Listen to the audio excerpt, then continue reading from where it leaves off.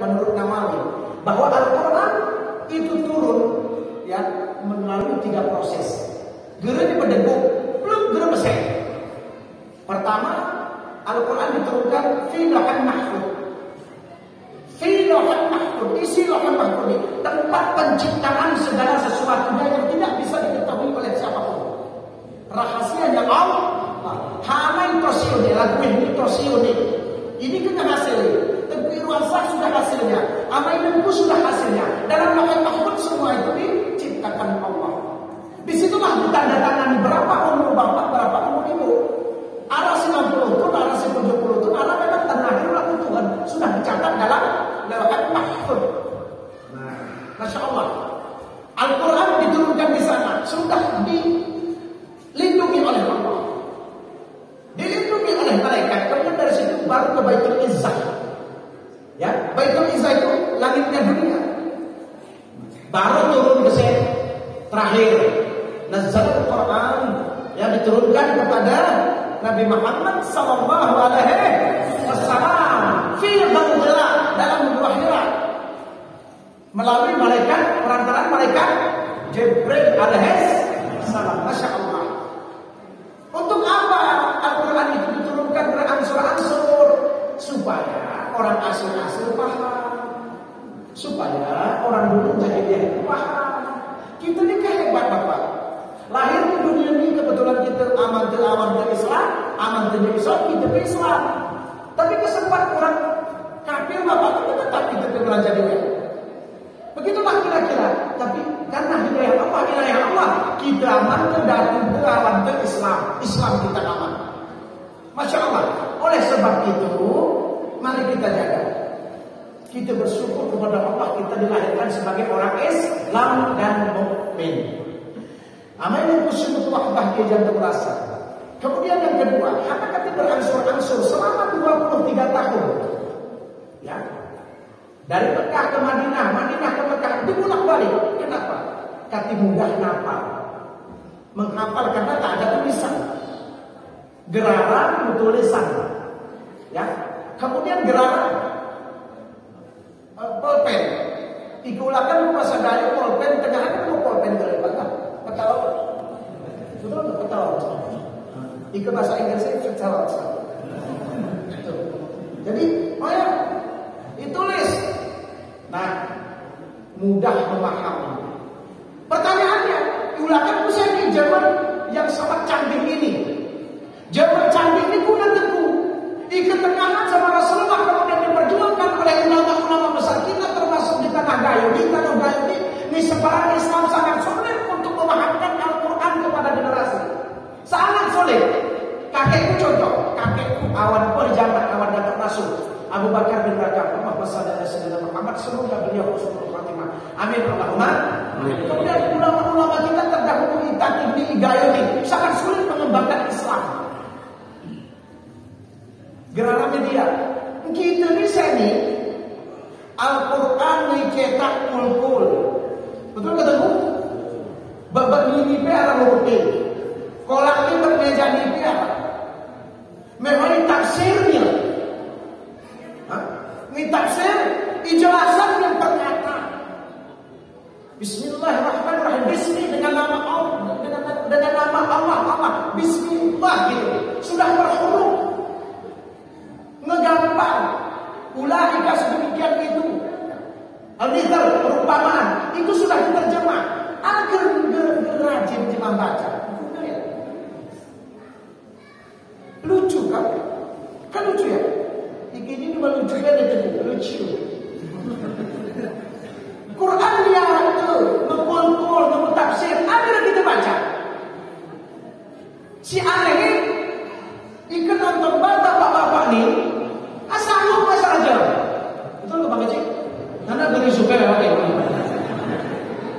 Gini bisa pakai jam itu kelamaan. Argentina, Brazil, ya pakai. La ilaha illallah. Misalnya, Ika nonton film Big Movies. Saya Big Movies. Big Movies ditonton sama 120 menit. Mila kalau makan.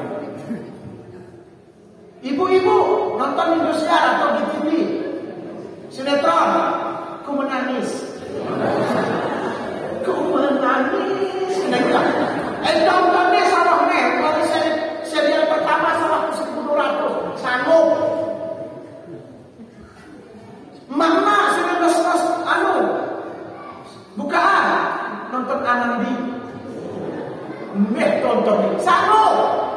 Ini kecil raya, kan pernah raya ini. Insya Allah sawah kita murtad raya. Amin Allahumma. Amin. Oh, megah baju ayunan. Mesti gitu. Beda. Itu dia. Mau kita cari, mau mesti kena roa ini. Seminggu. Weekendan katanya. Sanggup seminggu berdedia. Kan baca Quran 5 menit bersanggup. Manusia kedai. Kejelasan. Kasar itu ketemu. Gigitnya gempes motor.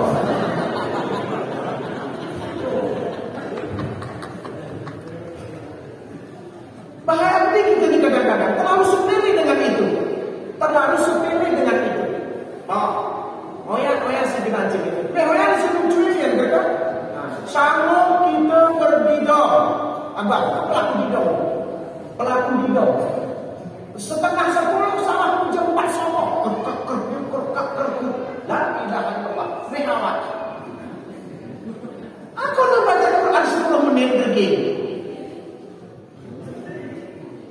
Lagu ini bidang begitu laki-laki. Ya dia mampu motivasi ini. Hanakati. Al-Quran itu hudan linnas, petunjuk bagi manusia. Oh ya, petunjuk itu. Saat tufikum fi amrayn, kutinggalkan kepadamu dua hukum besar, sumber utama, yakni Al-Quran wal hadis. Baru pandangan Imam Syafi'i, kemudian kita nahdiyin ataupun pengikut ulama ditambah ijma dan qiyas. Ijma dan qiyasnya apa? Gunanya untuk menafsir kembali ayat Al-Quran, untuk menafsir kembali hadis-hadis. Contoh, Bismillahirrahmanirrahim. Aqimus sholata liduluki syamsi ila ghasaqil laili wal qur'anal fajr. Itu bukan ini belum kami ngaji. Kesalah di sini bukan. Saya ulang filosofnya ini. Aqimus sholata liduluki syamsi ila ghasaqil laili wal qur'anal fajr. Inna qur'anal fajr kana mashhuda wa minal laili fata'ajjal bihi nafilatan lak 'asa an yab'athaka rabbuka maqaman mahmuda. Al-ayat. Umat manusia. Kira-kira begini terjemahan umumnya. Umat manusia. Tatkala fajar menyingsing di ufuk timur, tatkala fajar terbangun, maka bangunlah engkau untuk melaksanakan ibadah. Di sana ada sholat fajar, di sana ada sholat subuh. Lalu itu subuh. Subuh ini menurut tafsir Durang Gayo ini jam 8 besok. Betul? Kawan, betul? Jam 9 besok. Selamat pagi menjelang siang. Hanya jam 10. Selamat ruhul berarti jam 12. Arah ke perintuhan ini buat 9:30. Kenapa? Gerak. Buat 9:30. Kenapa? Fajar ditafsir oleh ulama, ijma dan qiyas. Bunai. Berarti prediksi ulama ini berkumpul ulama dunia, subuh itu kurang lebih fajar ini sing di ufuk timur kurang lebih ke antara jam 5 sampai 4:30. Usolli fardhu subahin. Coba saya tekan luar jam 9 ke pindah usolli sunat duha. Karena jelas ya. Nanti kesesoban jam 9 ke duha dia tembak. Fajar anjing sing